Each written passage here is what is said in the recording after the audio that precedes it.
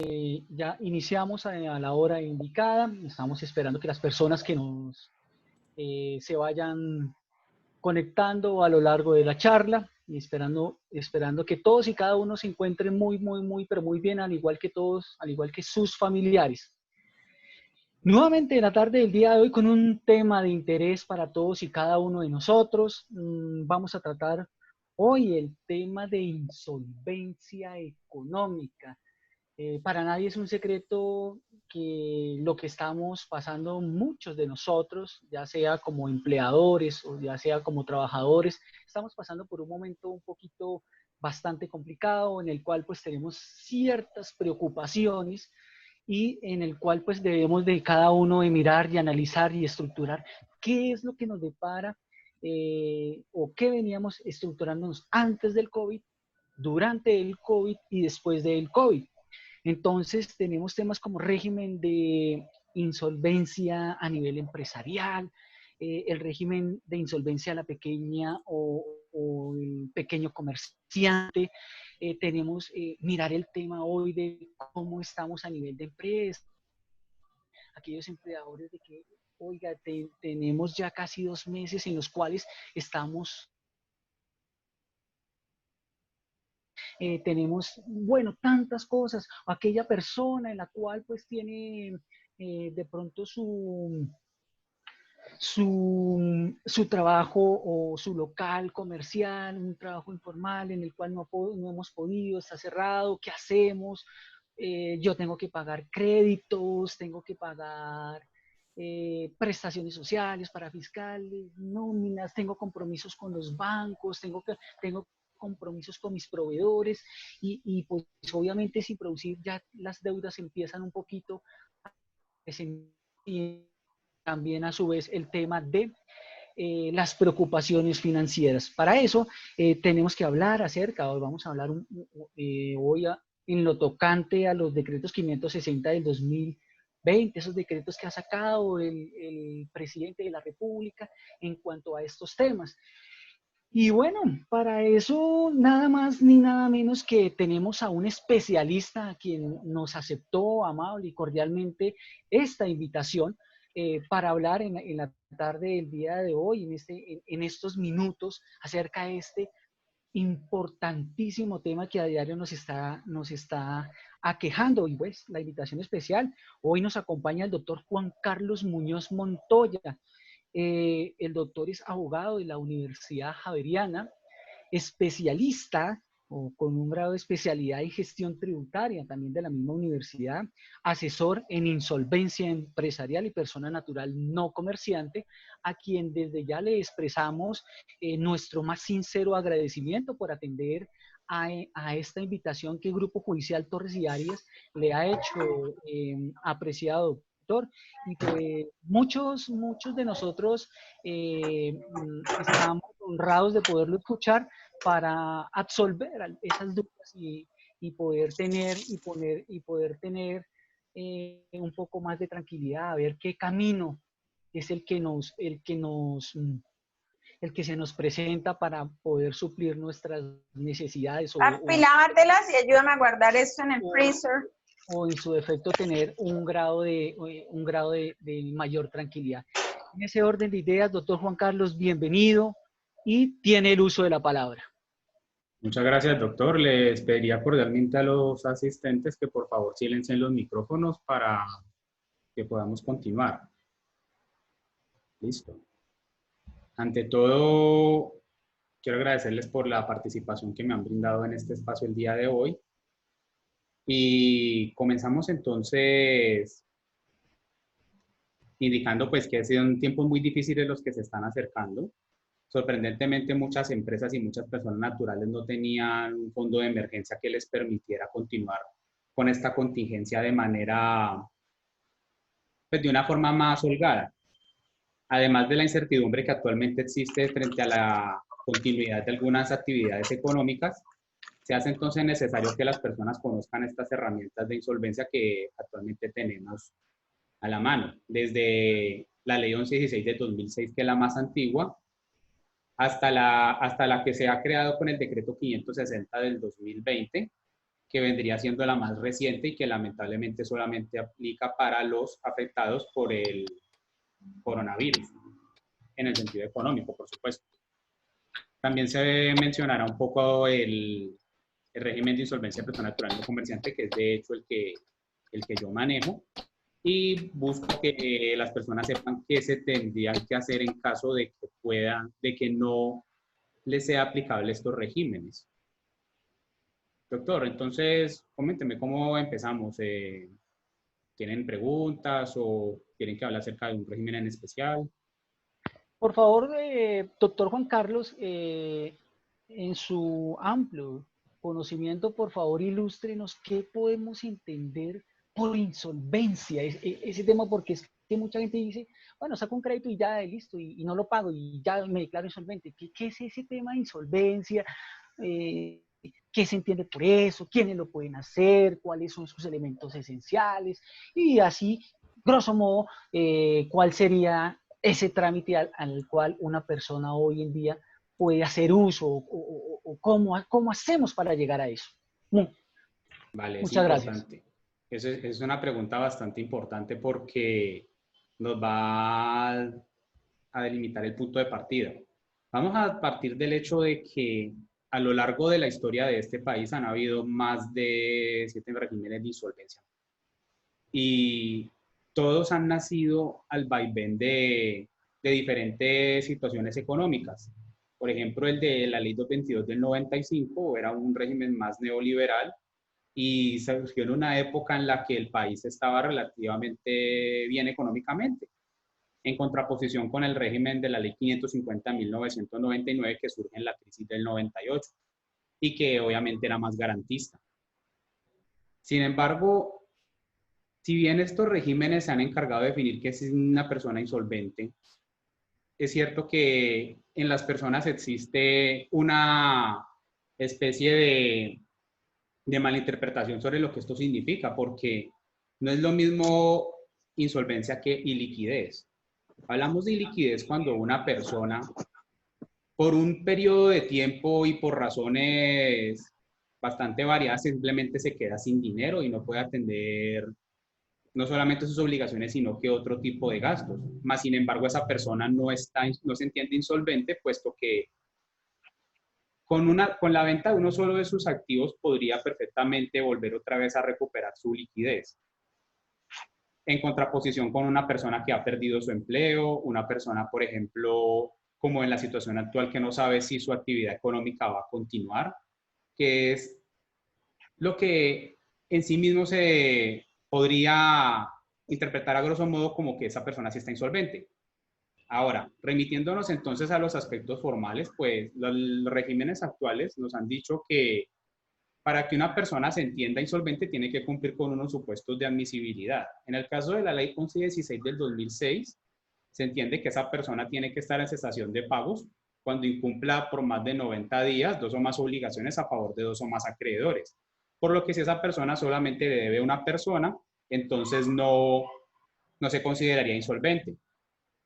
Además de que debe tener en mora el 10% del pasivo total a su cargo.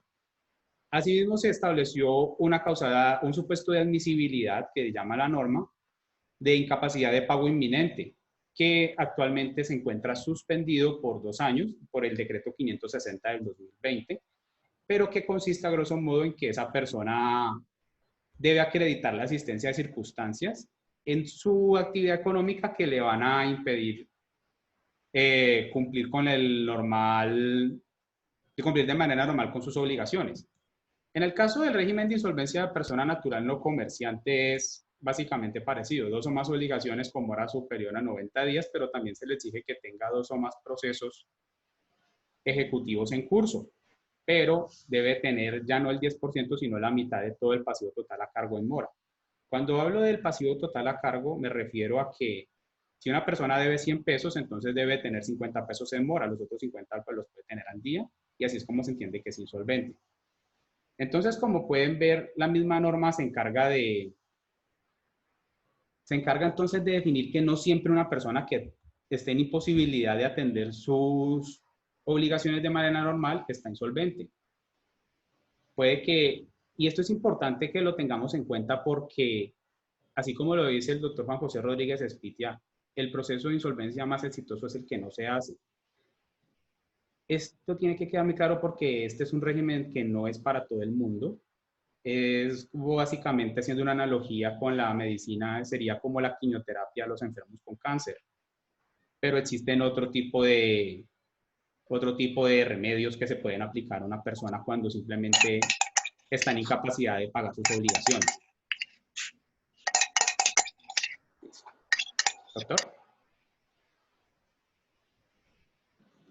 Lo estamos escuchando, tranquilo. Perfecto. ¿Otra pregunta? ¿Alguna otra pregunta?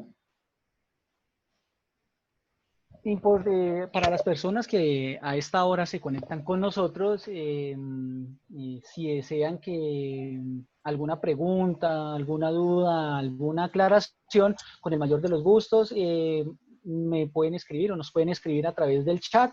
Ahí vamos estructurándonos las preguntas. Me surge una duda, doctor, en cuanto dice que dos o más acreedores. Ejemplo, si yo por decir algo tengo mi local comercial, no sé, vendo perfumería, bueno, en fin, algo, y le debo a un banco, por ejemplo, digamos, le debo a las que pues son los que a través de ese crédito yo pude comprar o abastecerme. Gracias, mi amor. Entonces, ¿qué puedo? Y si ahorita, como no he podido trabajar y tengo mi local comercial cerrado, ¿puedo declararme insolvente, doctor? Yo creo que en este caso se tiene que establecer qué actividad económica estaba desarrollando esa persona. Para acogerse en este régimen actual, en esta situación actual, yo creo que la persona debería de primero establecer si su actividad económica va a seguir siendo viable para que se declare insolvente. Cuando hablamos de local comercial, podemos hablar perfectamente del dueño del restaurante, como también podemos hablar de la persona que tenía de pronto una pequeña microempresa, como todo tipo de maquilas que algunas veces se ven en los barrios haciendo ropa. Podríamos hablar entonces también de los gimnasios. Y algunos de estos negocios van a seguir existiendo, otros lamentablemente no van a poder continuar mientras no encontremos la vacuna contra el coronavirus. Así que, aterrizando entonces al caso puntual, si por ejemplo una persona tiene de pronto una necesidad de acogerse a insolvencia, teniendo pues entonces un local comercial, pues ya tendríamos entonces un acreedor que sería su arrendador, más las otras personas a las que esa persona le esté adeudando, incluso las que estén al día va a tener que relacionarlas.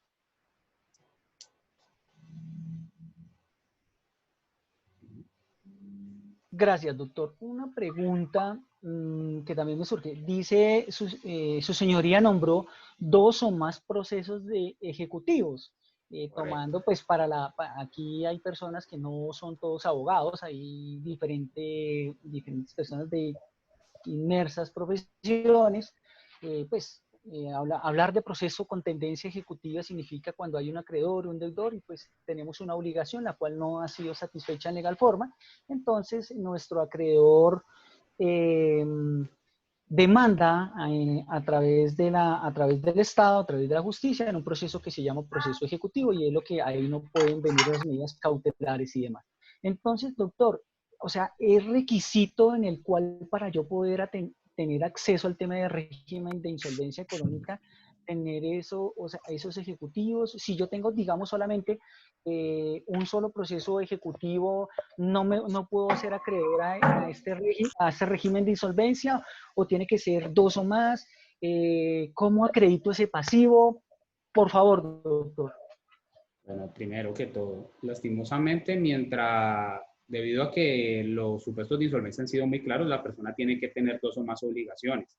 Y es importante aclarar que cuando hablo de dos o más obligaciones, son dos o más obligaciones con distintos acreedores.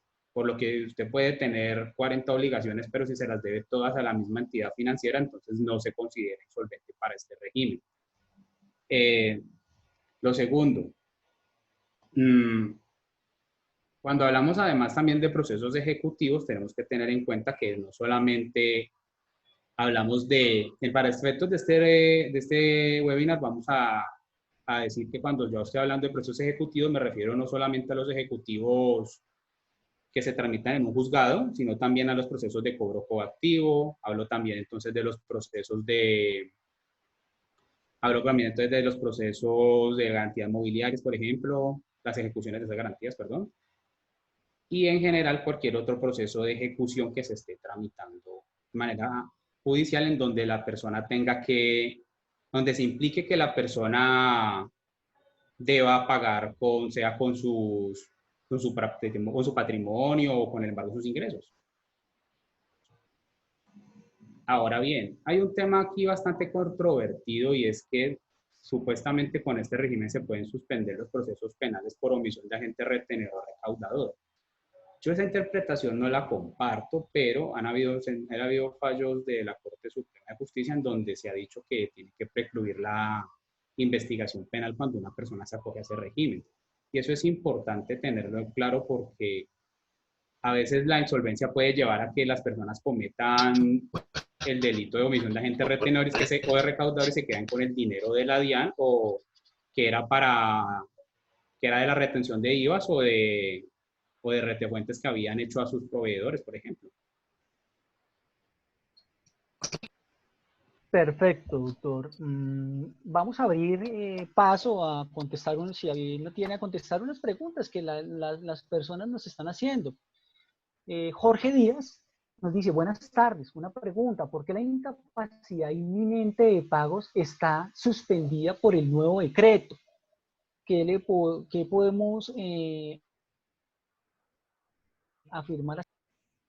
Esa capacidad inminente de pagos quedó suspendida porque considero que se sobreentiende que la mayoría de los deudores que se van a acoger de aquí en adelante a los procedimientos de insolvencia van a alegar que fue culpa del coronavirus. Entonces sería redundante que estén exigiendo ese requisito sabiendo que todos van a alegar entonces que fue por esa causal. Además, porque lo que se busca en este momento, como les había dicho al principio, los regímenes de insolvencia reaccionan justamente a las coyunturas económicas. Es decir, si la economía le está yendo bien, el régimen de insolvencia va a tender a ser pro acreedor, pero si a la economía le va mal, va a tender a ser pro deudor. En este caso, obviamente, la economía le está yendo tan mal que se ha expedido un régimen de insolvencia, no solamente garantista, sino que además incluso está modificando algunas normas de la ley 1116 o las está suspendiendo de tal suerte que los deudores en dificultades puedan acceder a estos regímenes de una manera ágil y que además la Superintendencia de Sociedades pueda entonces entrar a revisar las admisiones también de la misma forma. Esa es la razón por la que se ha suspendido. Perfecto. Karen nos hace una pregunta. ¿En qué le puede ayudar a un local comercial o a una PYME insolventarse? Si ese local comercial o esa PYME ha concluido que su actividad comercial va a continuar más allá del coronavirus, el acogerse a un régimen de insolvencia le va a permitir, primeramente, acceder a los beneficios que esta norma tiene, que vienen establecidos a través de los efectos de la admisión pues, de su solicitud. En este caso, pues obviamente no lo van a poder demandar. Si es un local comercial, pues no van a poder desahuciarlo a ese comerciante del local. Tenemos claro entonces que adicionalmente en el caso del decreto 560 va a tener unos beneficios bastante importantes, sobre todo en materia tributaria, debido a que va a permitirle no pagar la retención en la fuente a título de impuesto por este año, o va a pagar de pronto menos. Adicionalmente, ese régimen, en el caso del régimen de la ley, del decreto 560, le va a permitir además a ese deudor en dificultades poderle pedir de pronto a los acreedores de primer orden como el municipio o como la misma DIAN que le hagan quitas sobre los impuestos, porque ahorita esas entidades están facultadas para hacerlo.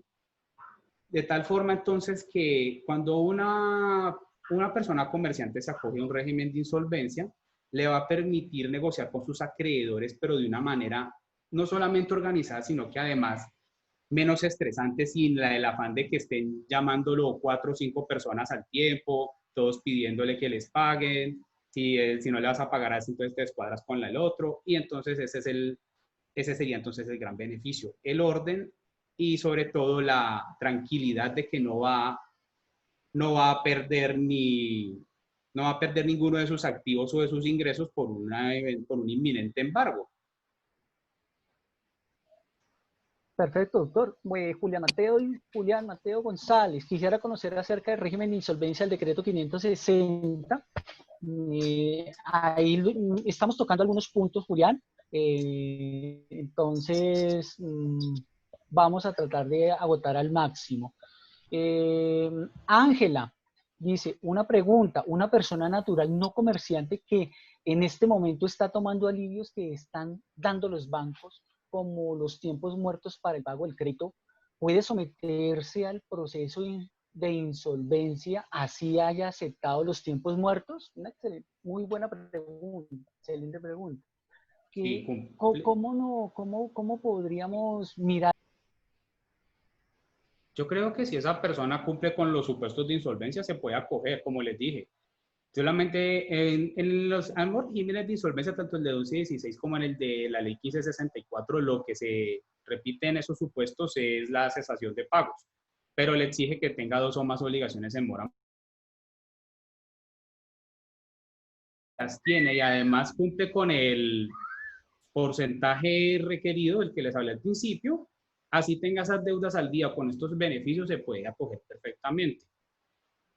Ahora bien, yo como abogado, si me acerca un cliente que me dice que aceptó ese tipo de beneficios, yo le diría que sería aconsejable que evalúe si después de la terminación de esos beneficios va a continuar pagando sus obligaciones de manera normal o si definitivamente no puede hacerlo, porque acogerse un régimen de insolvencia por acogerse implica el diseño de unas estrategias más que jurídicas, son económicas, por lo que si una persona está mal asesorada o decide simplemente hacerlo para beneficiarse de las ventajas que estos regímenes ofrecen, podría al final terminar comprometiendo su patrimonio de manera innecesaria.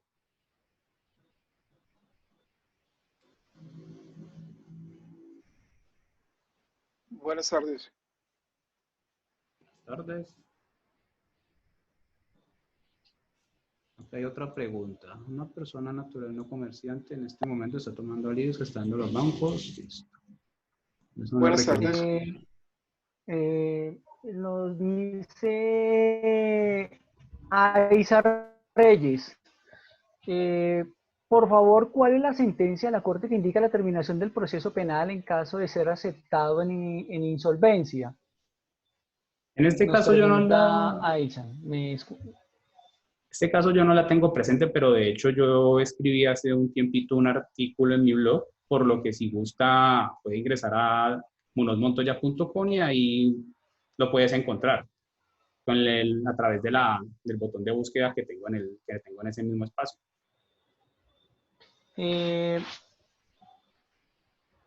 Luis Hernán Ortega desea hacer una pregunta. Le vamos a habilitar el micrófono a Luis Hernán para que por favor nos dé su pregunta. Luis Hernán, buenas tardes, ¿cómo estás? ¿Cuál es tu pregunta?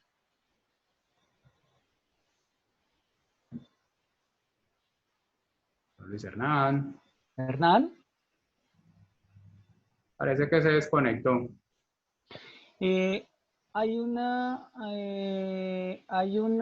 Aló, discúlpeme. ¿Cómo estás? Buenas tardes. ¿Cómo te ha ido? ¿Cómo están? ¿Cómo les ha ido? Muy bien, sí, mire, es una pregunta. ¿Cómo se determina la calidad de no comerciante? Es decir, el hecho de estar registrado ante Cámara de Comercio se excluye de poder acogerse a esa ley, o el hecho de realizar también, sin estar registrado ante los organismos competentes como Cámara de Comercio, pero realizar actividades de comerciante, ¿cómo se determinaría quién sería la persona natural no comerciante? En ese caso nos tenemos que remitir necesariamente al Código de Comercio que establece quiénes son comerciantes y quiénes no lo serían. Además que entra a definir cuáles son las presunciones de ejercicio del comercio. Hay que tener en cuenta que, a diferencia de lo que muchos piensan, la calidad de comerciante no viene determinada por los pasivos que la persona tenga. Usted puede tener, por ejemplo, una cartera con un crédito para pymes, pero en algunas ocasiones se ha detectado que esos créditos los entrega el mismo asesor comercial del banco. Le dice: mira, declara que tú tienes actividad económica y te vamos a dar este crédito más fácil.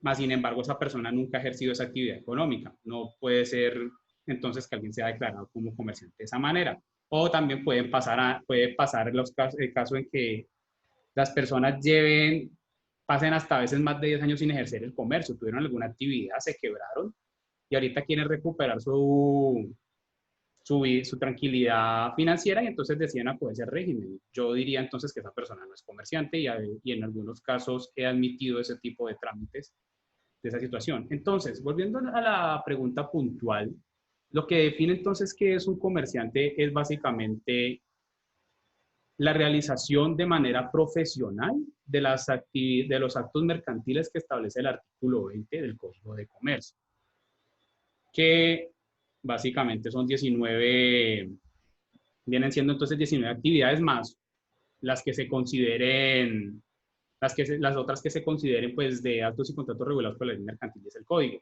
Es decir, pueden ser muchas más, dado que ese Código de Comercio finalmente fue expedido en los años 70.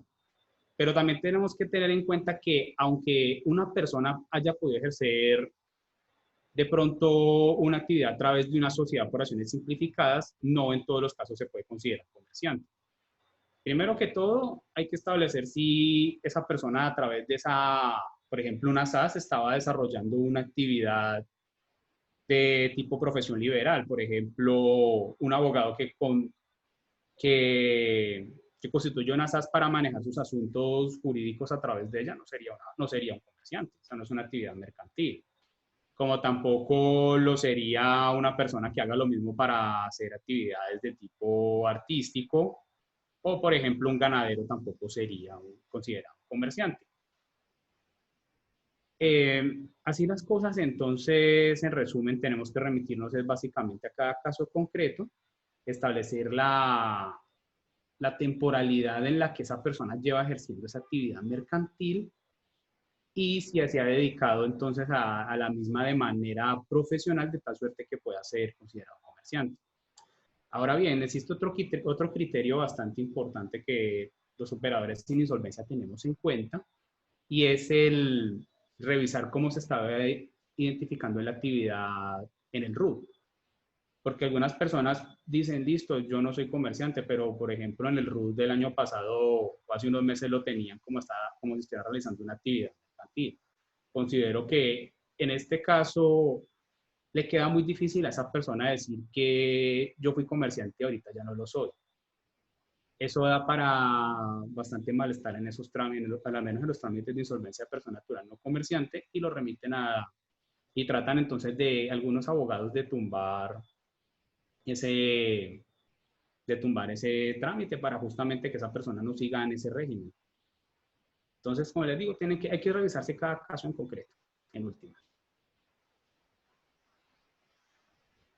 Gracias, Luis, por tu pregunta. Jorge Díaz, si una persona jurídica entra en régimen de insolvencia, ¿este régimen también afectaría el patrimonio del representante legal o solo el patrimonio de la persona jurídica? Me explico. Si yo tengo un proceso de restitución de inmueble arrendado de vivienda urbana, ¿este proceso también se vería afectado? Hay varias preguntas. Entonces, hay que tener en cuenta que si una persona se quiere acoger al régimen de insolvencia de persona natural no comerciante, tiene una serie de excepciones. Y es que primeramente no se puede acoger al mismo si es controlante de una sociedad o si hace parte de un grupo de empresas. En el caso del representante legal, ese representante legal es básicamente un empleado de la sociedad, en principio.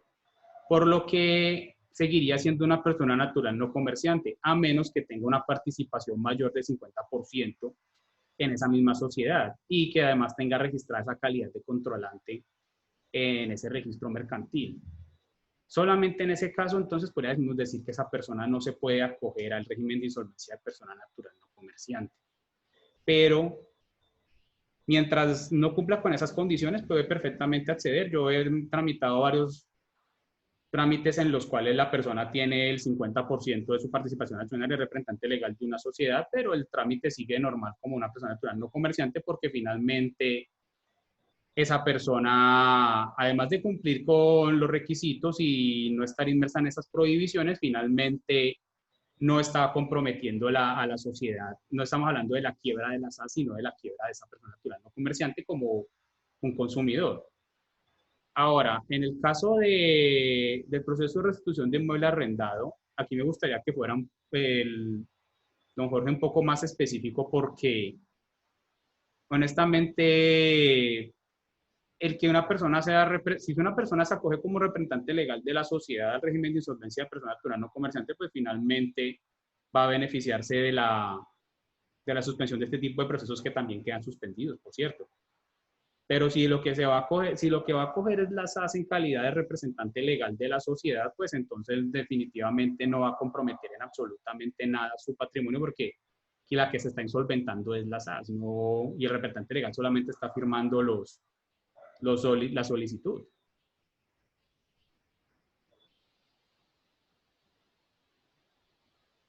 Perfecto, doctor. Mm, Me llama mucho la atención, digamos, el abogado litigante que tiene su oficina, de pronto el contador, el administrador, el médico que tiene cada uno tiene su consultorio, y pues obviamente también pasa de pronto por un momento difícil por esta temporada. Según lo que le entendía, doctor, esta serie de personas no pueden acceder a este régimen de insolvencia. Antes, al contrario, pueden acceder perfectamente porque, como había dicho anteriormente, estas son personas que se están ejerciendo una profesión liberal. Un médico es una profesión, la medicina es una profesión liberal, la abogacía es una profesión liberal, un odontólogo la odontología es una profesión liberal, por lo que entonces les es aplicable ese régimen de insolvencia de personas naturales no comerciantes. Incluso si esa persona está ejerciendo su actividad bajo una sociedad por acciones simplificadas. Obviamente, caso distinto sería, por ejemplo, al dueño de un bufete de abogados, porque aquí en este caso el ejercicio de esa profesión liberal no viene dado por el solo conocimiento de esta persona, sino que además detrás de él hay todo un conglomerado de abogados que están a su cargo, hay básicamente una empresa que hace imposible entonces determinar que esta persona, que incluso puede ser fundadora, puede tener una participación accionaria mayor en esa sociedad, entonces pueda ser considerada como no comerciante. Si bien inclusive hay una sentencia del Consejo de Estado muy interesante que citó un juzgado de Cali, donde decía que no importaba ese aspecto, esta persona se podría seguir considerando como no comerciante porque, el Código de Comercio en su artículo 23 es muy claro frente a que esas profesiones inherentes, esos servicios inherentes a profesiones liberales no son comerciales, no son mercantiles, independientemente de cómo los ejerzan. Hay una estructura, digamos, y ya un poco más adentrándonos al trámite, quién será la persona competente, a dónde debo yo ir en primera medida, en primera instancia, eh, tengo que ir ante un juez, tengo que ir de pronto ante un conciliador, de pronto quién me atenderá, me puede atender la Procuraduría, me puede atender la Defensoría. ¿Ante quién es la primera persona, doctor? O si tengo que ir a la superintendencia, ¿ante quién debo acudir en primera instancia para iniciar estos trámites de insolvencia? Bueno, eso depende entonces a cuál trámite de insolvencia quiera acceder. En el caso de la ley 1116 del 2006, el deudor tiene dos alternativas. Una, acogerse a la intendencia de su ciudad o de su departamento de la superintendencia de sociedades, o puede hacerlo ante un juez civil del circuito. Pero en el caso de los regímenes de insolvencia de persona natural no comerciante, esta persona puede acceder a este trámite a través de un centro de conciliación autorizado para realizarlos o una notaría.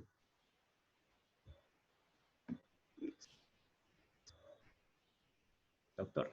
Perfecto, doctor. Mónica Rodríguez nos dice, con la expedición del decreto 560 del 2020, ¿cómo será la participación de las cámaras de comercio? Creo que tiene íntima relación con la respuesta anterior. Ah, bueno, y es que se me olvidó decirlo ahora. En el caso del decreto 560 del 2020, el acceso para el deudor va a ser dependiendo de a qué se quiera acoger, porque es que ese decreto establece dos mecanismos. Está el mecanismo de salvamento de emergencia, de la negociación de emergencia, que básicamente se tramita ante la misma superintendencia de sociedades.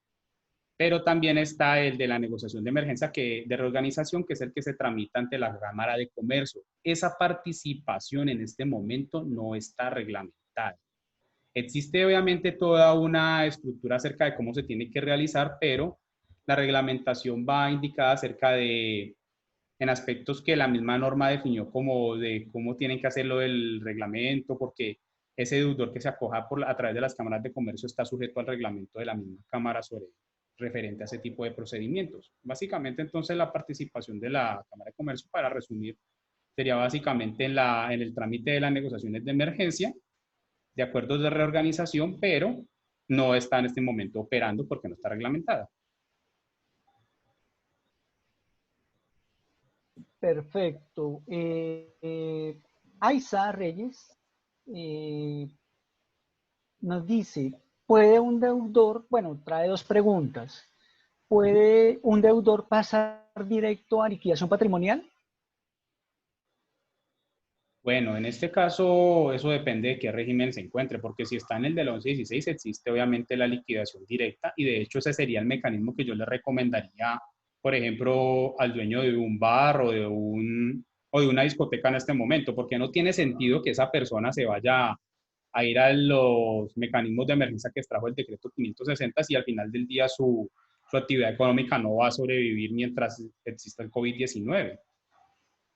Pero en los regímenes de insolvencia de personas naturales no comerciante no se ha establecido la liquidación directa. Sería deseable porque en algunos casos esa persona no tiene forma de negociar y de hecho ha aunado a la siguiente pregunta de Aitza, y es en los casos en que las personas definitivamente no tienen bienes, no tienen absolutamente nada, no tienen en qué caerse muertos, como se dice vulgarmente, y entonces deciden entrar al régimen de insolvencia, pero pasando por el peaje que vendría siendo el conciliador. De decir, vea, voy a negociar, pero es que no tengo nada. No, eso no se ha inventado eso no se ha inventado lastimosamente en este trámite de personas naturales no comerciantes. Entonces no hay liquidación directa en esta instancia. Eh, Discúlpeme que sea tan insistente, pero piensa uno en el señor de la tienda, eh, que muchas veces dice, bueno, ¿yo qué hago si no, si mis ventas se bajaron en un 60, en un 70%? Y pues yo no tengo cámara de comercio, yo no, pues yo vivo de mi día a día y aquí en mi localito pago mi arriendo, el señor de pronto de la panadería que para nada vemos que hay veces colocamos nombres a nuestros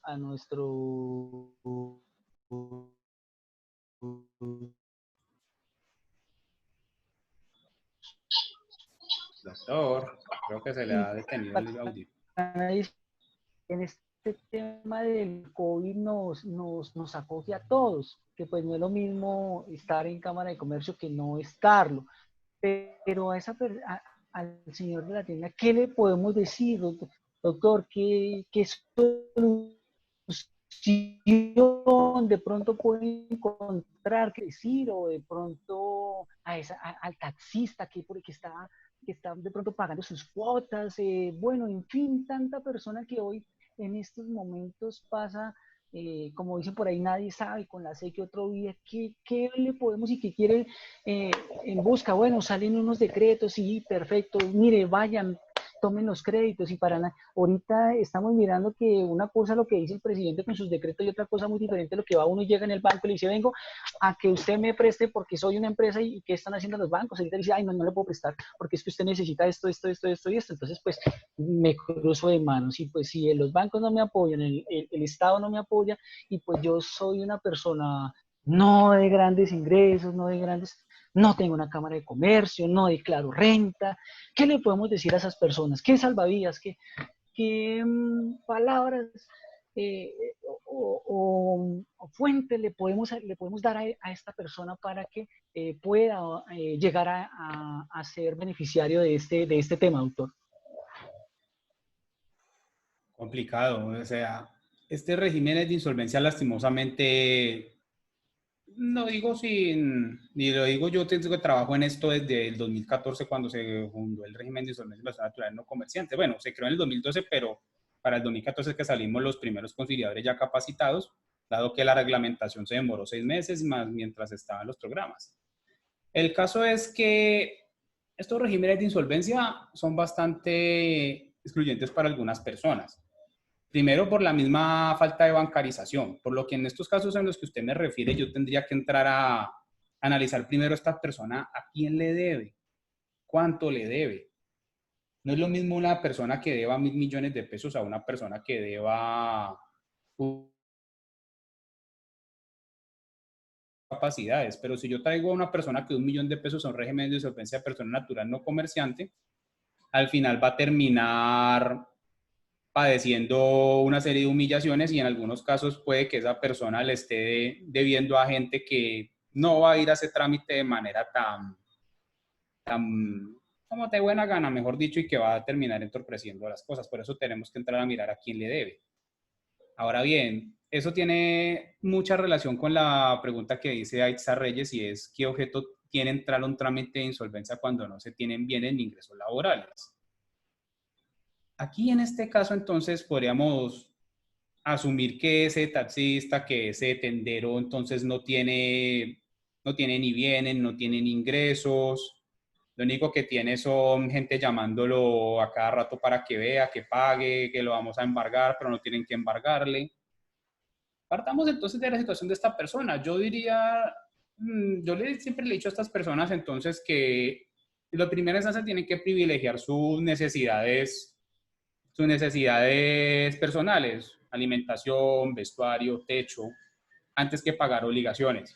Tiene deudas pendientes, pues entonces no se trata de que nunca las va a pagar. Al final tiene que pagarlas, puesto que hay un tema moral que debemos considerar y es que esas personas al final le prestaron el dinero cuando usted más lo necesitaba, pero el hecho es que usted ahora no les puede pagar.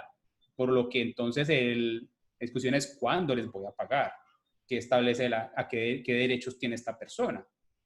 Uno de esos derechos entonces es que el acreedor no lo puede estar llamando a cualquier hora a cobrarle, ni tiene que estar siendo grosero, ni amenazarlo con mentiras como que le va a prohibir la salida del país, o que le va supuestamente a embargar los bienes de la suegra, o de la mamá, o de la novia, puesto que esas obligaciones son personales y no tienen nada que ver estas personas, a menos que sean codeudores.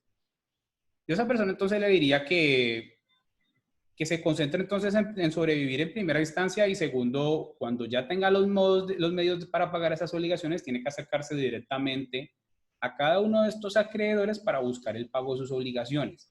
En el caso de las obligaciones financieras, puede que conforme pase el tiempo y el banco vea que no se ha pagado, mejor dicho, que esa persona no tiene forma de recuperar la obligación, al final terminen vendiendo esa cartera en el marco de la provisión de cartera que ellos tienen que hacer para no descuadrarse contablemente.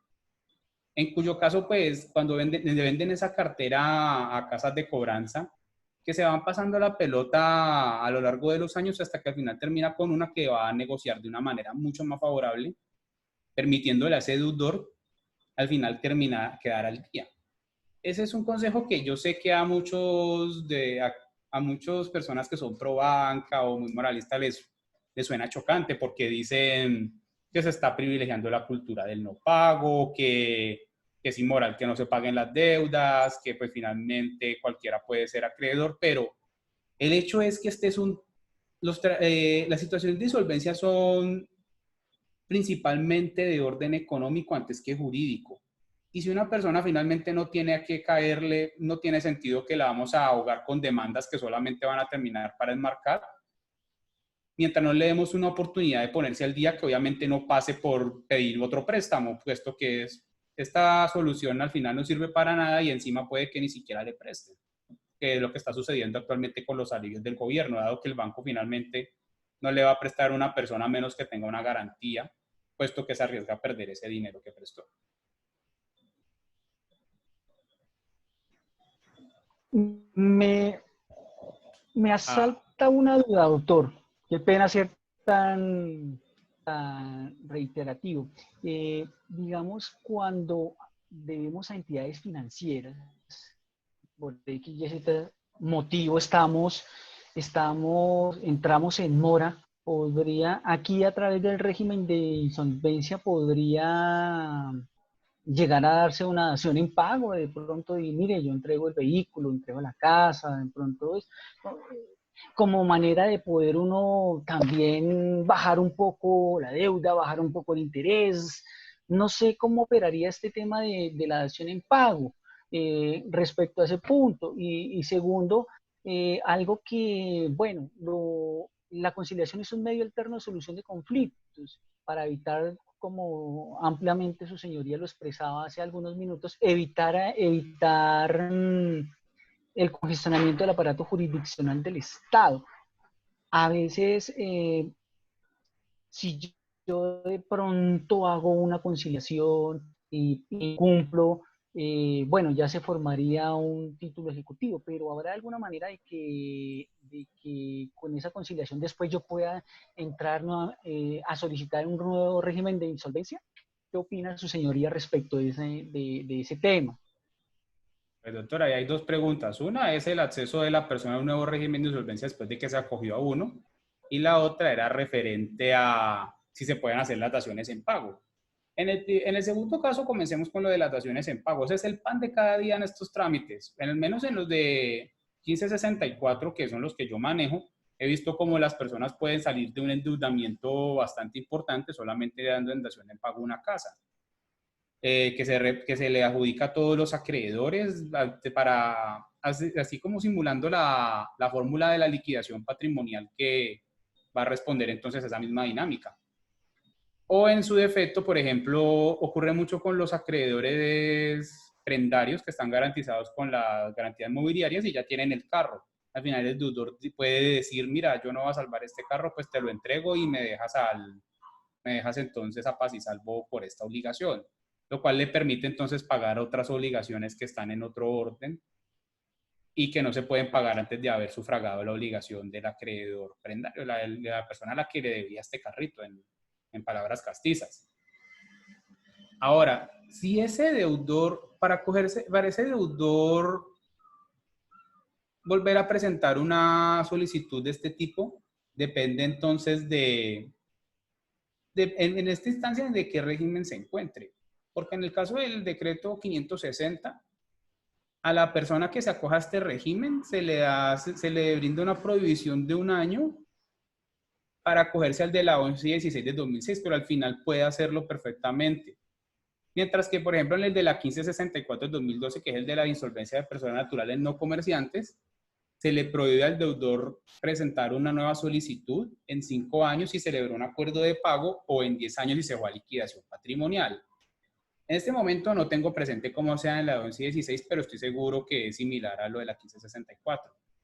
En última, lo que se busca es que el deudor no termine abusando de la figura, pero en el caso del decreto 560, pues como estamos hablando de unas negociaciones de emergencia y unos acuerdos de reorganización en el mismo estilo, al final entonces le dan la oportunidad a ese deudor de que no se vaya a ir a liquidación patrimonial de manera inmediata, sino que tenga una segunda chance para negociar con sus acreedores. Perfecto, doctor. No sé si, abusando del tiempo y de su generosidad, podamos absorber esta última pregunta.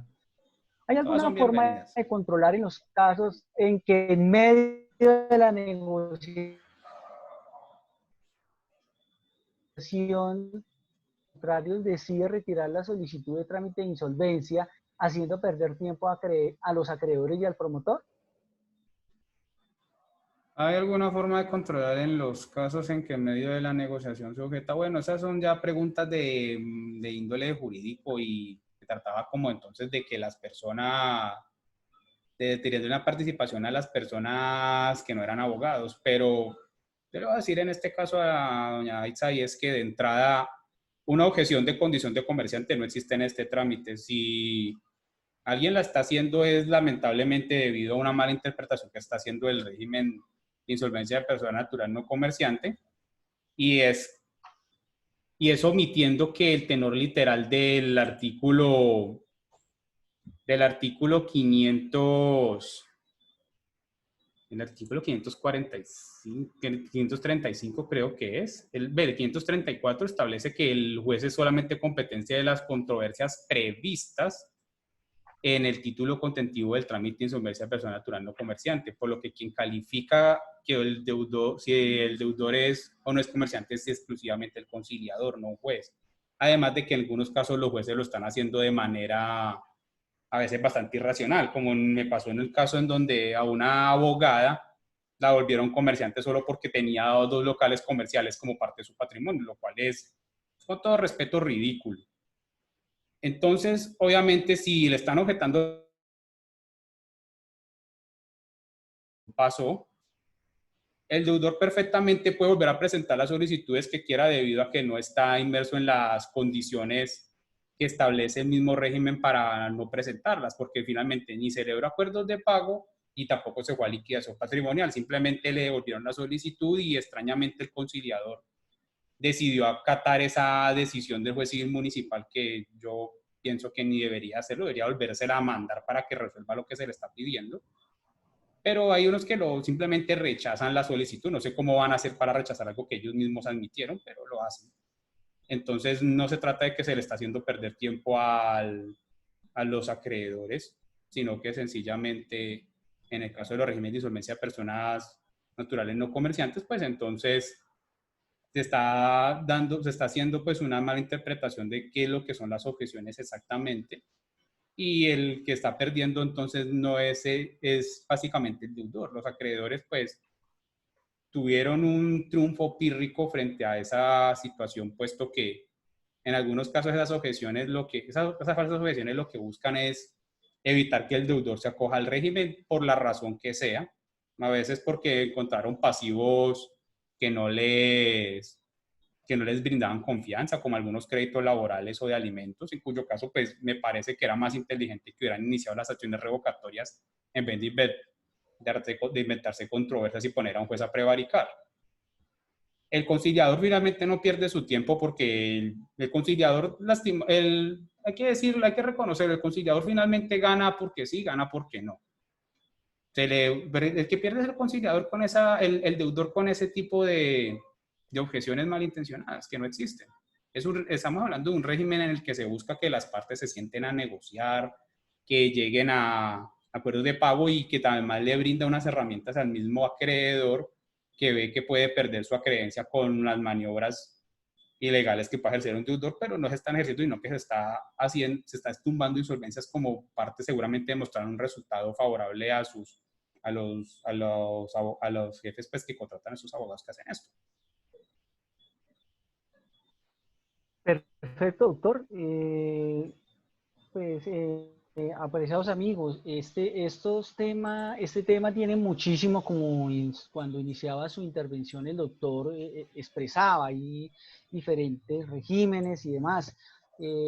Hablar, pues, las normas procedimentales de último momento, al igual que las normas sustanciales, tratan de una u otra manera estructurar, si me permiten así llamarlo, un salvavidas al comerciante, porque pues para nadie está exento de que la vida nos cambia a nosotros en un minuto. La vida le puede cambiar a uno en un minuto. Tal vez en diciembre todos estructurábamos un año completamente muy diferente al que hoy se nos estaba presentando. En cabeza de nadie, pues veíamos, ay, mire que en China, ay, mire que hay una pandemia, pero en ningún momento llegamos a imaginarnos, cuando nos hablo de persona, de que tendríamos que vernos afectados, vernos en cuarentenados, el teletrabajo, cerrar nuestras oficinas, nuestros temas comerciales, bueno, en fin, pero pues la ley también es sabia, la ley sustancial y la ley procesal es sabia, y entonces estructura una serie de mecanismos en los cuales el acreedor pueda satisfacer o no su obligación, y el deudor pues también pueda dar solución a ese posible acreedor, ya sea a través de un conciliador, ya sea a través de que haya un juez de por medio, ese tercero, un mediador, bueno, en fin. Entonces, el